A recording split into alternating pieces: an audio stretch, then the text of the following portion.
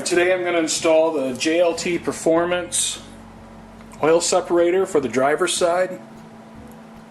When I first bought my car, I bought one for the passenger side, but one wasn't available for the driver's side yet. And I just recently found out that you can get these, so I picked one up.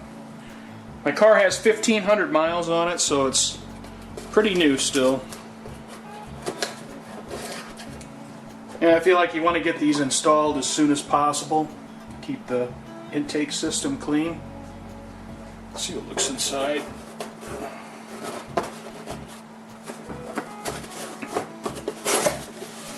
Alright. Some instructions, some packing.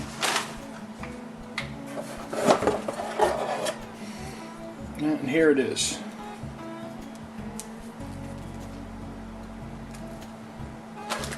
And a mounting bracket.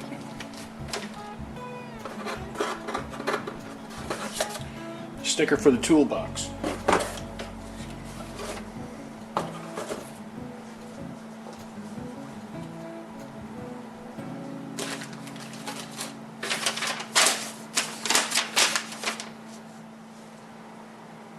While I'm in here, I'm going to go ahead and remove the sound tube. And to make that easier, I'm going to remove the strut tower brace and the engine cover.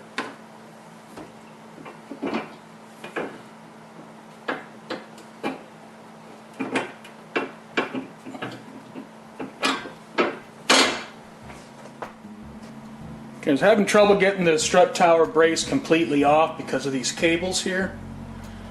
So what I've done is I've taken the 4 nuts off and I just swung the brace out of the way, and I'll see if I can get the engine cover off, and if I can, then I'll just leave it like that and swing it back into place when we put everything back together.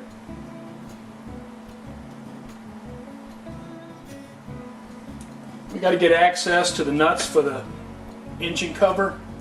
Just go in with a small screwdriver and push the tab in on the side, and they just pull right out.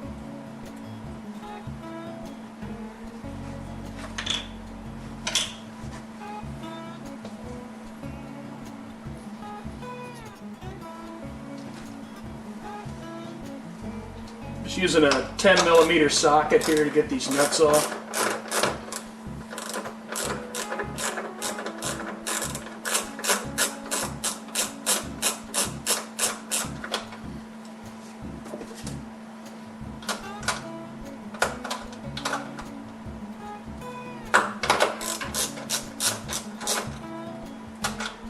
I just use a magnet to pull them out.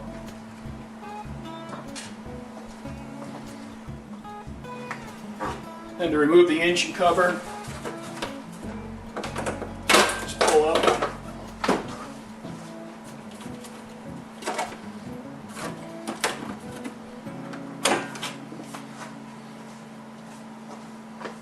And once the engine cover is loose, just lift it out of the way.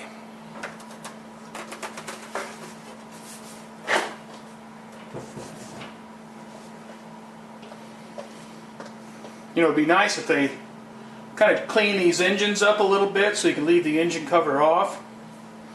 But there's so much plumbing and stuff in there, I guess it looks better with the engine cover on.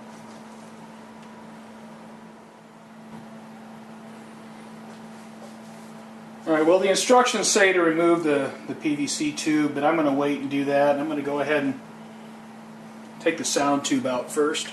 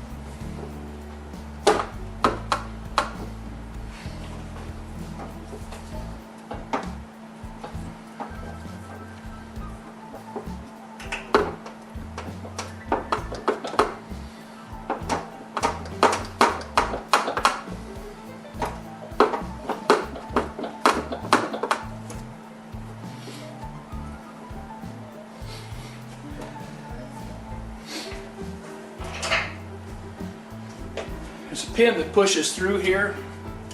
You can use a screwdriver to get it out pretty easy, but I'm going to try to keep from scratching my paint.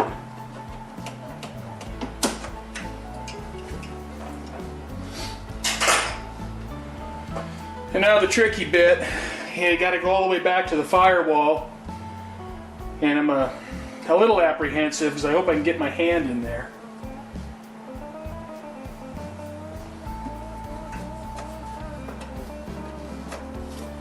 I sure as heck don't want this falling out.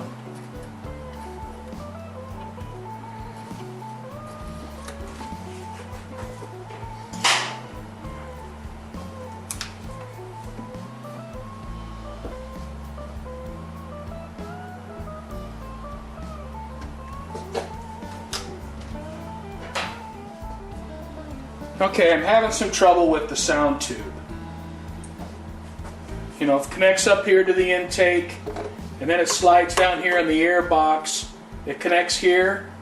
It connects at one point in the firewall up here, and then there's a stud in the firewall with a nut that holds the tube against the firewall. There's just no way I can get my hand in there. My hands are just too big, and there's too much stuff there, so I can't get that nut loose. And even if I did get it off, and I got the tube out, I don't think I could get my hands down in there to get the plug in the firewall. So, what I've done, and this is kind of backyard, but I took a PVC pipe cutter, and I just cut the tube off back by the firewall.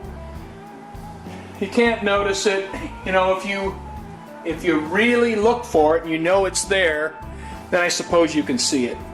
But what I'm going to do, I'm going to go to the hardware store, and I'll just get a rubber cap, and I'll slide the cap over the tube back there on the firewall and close that up. But you know, that's the only solution I could come up with. So it may go different for you, but for me, there's just no way. So what I did is I just cut it off.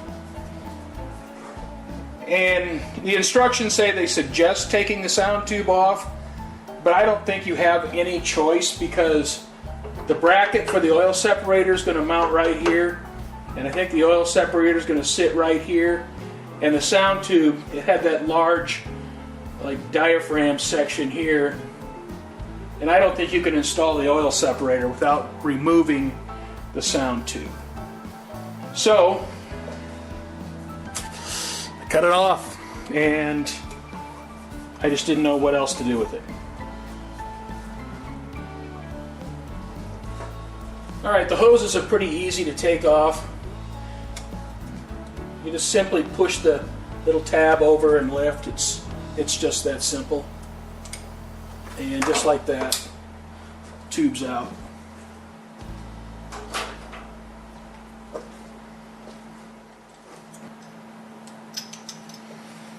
Alright, so now we got the bracket, and we got a nut, bolt. Stick the bracket in place.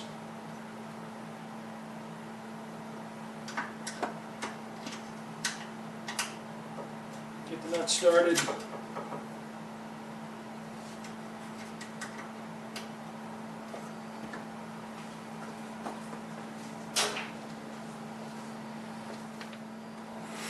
Alright, so looking at the instructions here,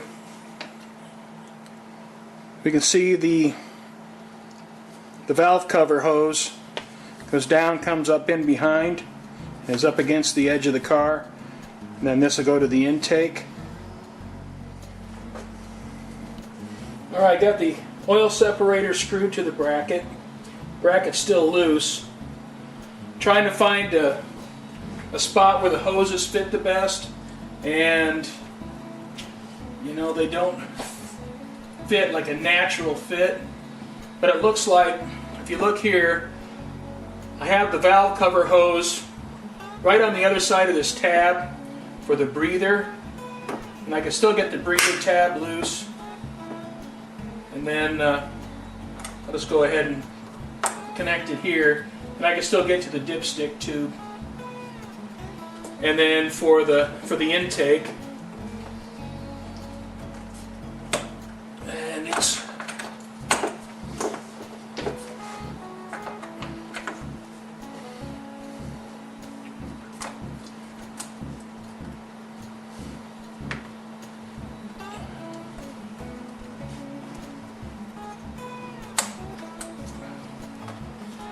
connected.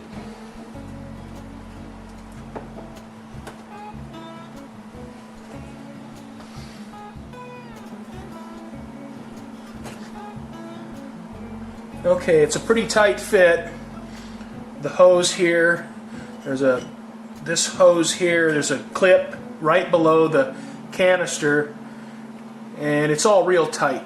So to empty the canister, you're probably going to have to take this bolt out and then move it so you have enough access to unscrew this and remove the bottom. And you know, it's going to be a little bit of a pain in the ass, but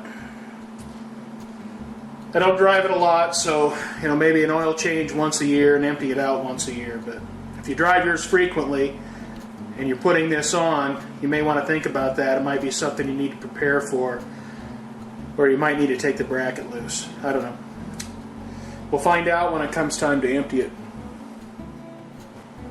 Alright, here's the final install.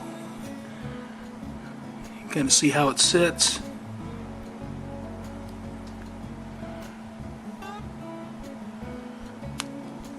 Where the hose runs up to the front.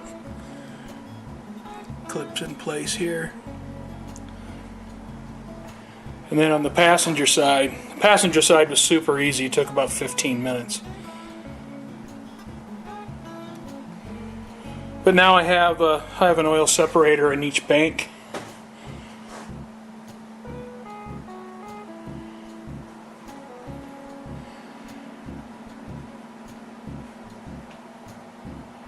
And the sound tube, that was a pain in the ass. So I guess I'll leave that up to you and how you want to deal with it. And I showed you what my solution was. I'm not saying that's the best, but really couldn't think of anything else because I couldn't get back there into the firewall.